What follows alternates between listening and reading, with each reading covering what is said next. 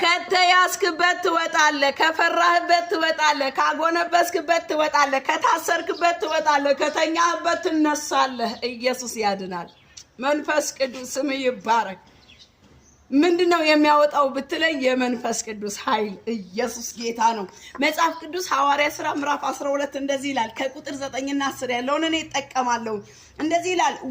ወጥቶም ተከተለው ራእይም የሚያይ ይመስለውም ነበር እንጂ በመላእኩ የሚደረገውንም እውነት እንደሆነ አላወቀም የመጀመሪያውንም የሁለተኛውንም ዘብ አለፈ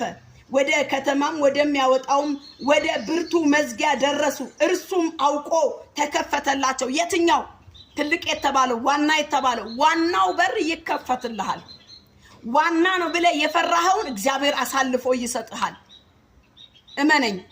ዋና ነው ያስጨነቀክ ያስገዛልሃል ዋናው እጅ ያንተ ነገር ተቆልፏል ዛሬ ይከፈታል በጌታ በኢየሱስም ህልም የመሰለ ካለህበት ካስጨነቀ ካስጎነበሰ ካስለቀሰክ ነገር አሁን ወጣክ